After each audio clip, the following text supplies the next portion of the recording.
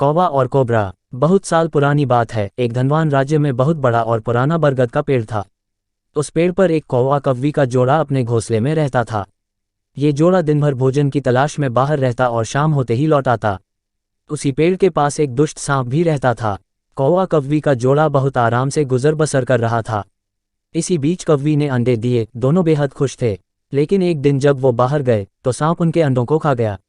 दोनों बहुत रोए। अब हर साल मौसम आने पर कौवी अंडे देती और वो सांप स्नेक मौका पाकर उनके घोंसले में जाकर अंडे खा जाता। वो दोनों ही समझ नहीं पा रहे थे कि आखिर उनके बच्चों का दुश्मन कौन है।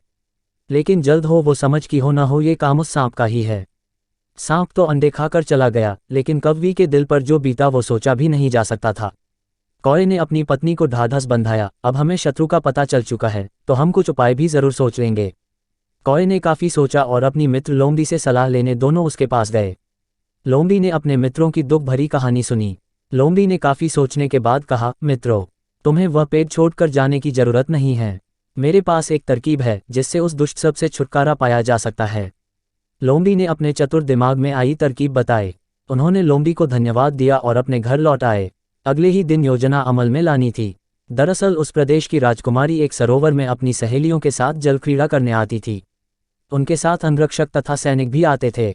जब राजकुमारी और उनकी सहेलियां सरोवर में स्नान करने जल में उतरी तो योजना के अनुसार कौवा उड़ता हुआ वहां आया। उसने पहले तो राजकुमारी तथा सहेलियों का ध्यान अपनी ओर आकर्षित करने के लिए कांव कांव का शोर मचाया। फिर राजकुमारी तथा उसकी सहेलियों द्वारा उतार कर रखे गए कपड़ों व आभूषणों में से राजकुमारी का प्रिय हीरे व मोतियों का विलक्षण हार में से एक हार चोंच में दबाकर ऊपर उड़ गया। सभी सहेलियां चीखी, वह राजकुमारी का हार उठाकर ले जा रहा है। सैनिकों ने ऊपर देखा तो सचमुच एक कौवा हार लेकर धीरे धीरे उड़ता जा रहा था। सैनिक उसी दिशा में दौड़ने लगे। कौवा सैनिकों को उसी पेड़ की ओर ले आया।